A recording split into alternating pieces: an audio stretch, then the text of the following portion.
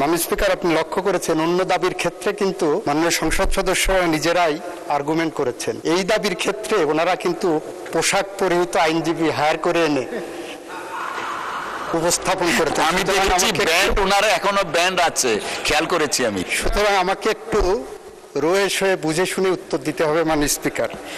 মাননীয় স্পিকার, আইনজীবী যে দাবিগুলো করেছেন খুব জুসি দাবি, খুব ভালো দাবি, খুব জনপ্রিয় দাবি, কিন্তু ছাঁটাই প্রস্তাবের রুলস অফ প্রসিজিওরের 118 অনুচ্ছেদের 118 বিধিতে যে পেরিফেরি করে দেওয়া হয়েছে সেই আলোকে করা হয়নি বলে এটা মিসকনসেপ্ট আর্গুমেন্ট।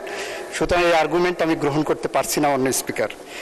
মাননীয় স্পিকার, মাননীয় বিরোধী দলীয় সংসদ সদস্যদের মধ্য থেকে দুই ধরনের দাবি এসেছে। একজন সদস্য যিনি নীলফামারী থেকে নির্বাচিত, উনি বলেছেন এই বরাদ্দ অনেক বেশি হয়ে গেছে, সুতরাং সেই কারণে 1 টাকায় কমানো হোক। আর একজন সদস্য মিস্টার মুজিবুর রহমান বলেছেন এই দাবি অনেক কম হয়ে গেছে, সুতরাং 1 টাকায় কমানো হোক। আমি বাণিজ্য মন্ত্রীর সাথে কণ্ঠে কণ্ঠ মিলিয়ে বলতে পারি, একটা ফু দিয়ে দেন, তাহলে 1 টাকা দিয়ে গোটা আইন বিভাগ চলবে।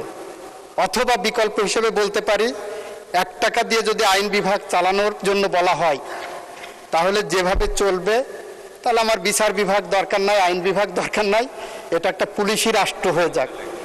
তাহলে বিচার বিভাগের তো 1 টাকা দিয়ে চালানো সম্ভব না বর্তমান বাস্তবতায়।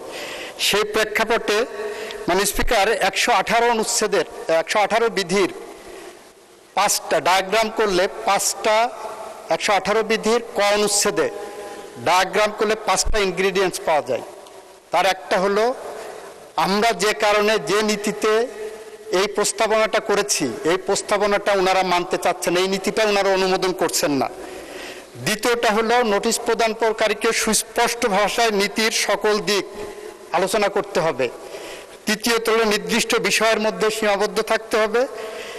চতুর্থত, পঞ্চমত হলো বিকল্প নীতি অনুসরণের পরামর্শ দিতে পারেন ওনারা, কিন্তু ওনারা 1 টাকায় কমিয়ে 1 টাকা দিয়ে গোটা আইন বিচার বিভাগ কিভাবে চালানো সম্ভব সে ধরনের বিকল্প নীতি আমাদের সামনে উপস্থাপন করেননি মাননীয় স্পিকার।